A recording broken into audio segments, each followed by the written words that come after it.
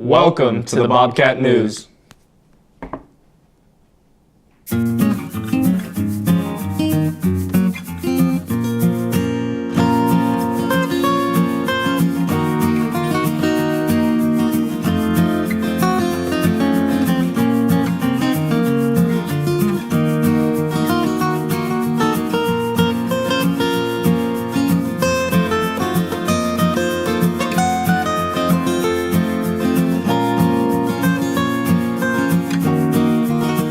I'm Zach. And I'm Kason. And in our show today, we will feature the life of high school students. Our first story is about a very special student at Madison High. Her name is Savannah Lacey. She plays the violin in the symphony orchestra under the direction of Mr. Hansen. This video gives us a little insight on how playing the violin affects her life. I've been playing the violin for 13 years, since I was 3.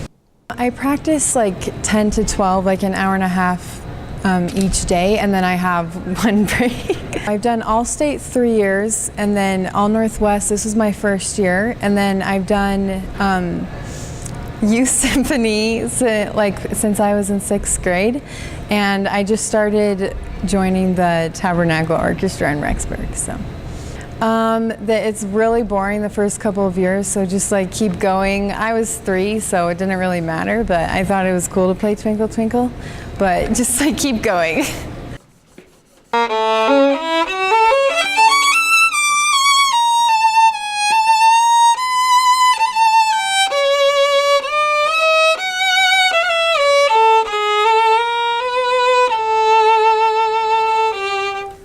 Through natural talent and many hours of practice, Savannah excesses at playing a very difficult instrument. She contributes to Madison's music program and is a good example to younger students. Madison FFA members portray their talents through a series of games in which they call the Ag Olympics. The Ag Olympics provide a good opportunity for recruiting new members. So FFA is a student-led national agricultural program that's based through high school that just helps students develop leadership and to gain an ag literacy in today's society. All right, so today is our Ag Olympics. So we've set up a series of games and split into teams, and we'll compete against each other for a prize. So we have tug of war. Today we're also playing a whipped cream game, and we have a game where you have to knock over water bottles with pantyhose with potatoes in it. So just kind of some different silly games that we can play with each other. I'd just like to point out that the sooner you get started, the better, and the more opportunities that will be presented to you. And I think that sometimes joining a new club or organization in high school can be intimidating, but I like to think that this is a very welcoming one, and I definitely recommend it to anybody who's considering wanting to be more involved in high school. If you are interested in joining FFA, talk to any teacher in the PTE building. Next up is the story of how piano and guitar and how it affects us. I've been playing piano since I was 8 years old. I have played almost every day for my whole life, and currently I play 1 hour a day for 5 days a week. I take lessons from a lady who lives next door to me. I really enjoy piano because it's a lot of fun.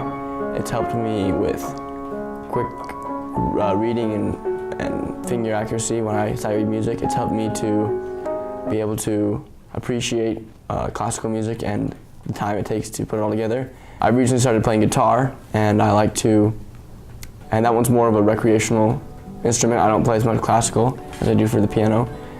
I take lessons once a week, and I play for about 20-30 minutes a day. I also like to write music for piano and guitar, and with my skills that I've learned, I've been able to use the theory of chords and chord progressions to create music for both instruments. Thank you, Zach and Eric, for your perspective on music. I sure wish I was the guy playing the guitar. In our next story, if you want a new perspective on what classes should be, check this out. When I'm in a class that is really boring, if I already know what the teacher is teaching, then obviously I'm not going to pay much attention. Classes should keep up with the present. They shouldn't fall behind. We shouldn't be going for arbitrary standards, trying to memorize things we'll forget. We should be developing skills. We should have tools that we'll use in the future, not memorized factoids we could look up in 3 seconds. It shouldn't be about memorization, it should be about gaining skills. And the skills that we gain should be keeping up with technology and how the world is progressing. This took place at the Tech Expo at ISU. If you want to participate in these events, you should sign up and take electronics next year. Our next story, we look into Madison's art program, and we will see how it has benefited our students.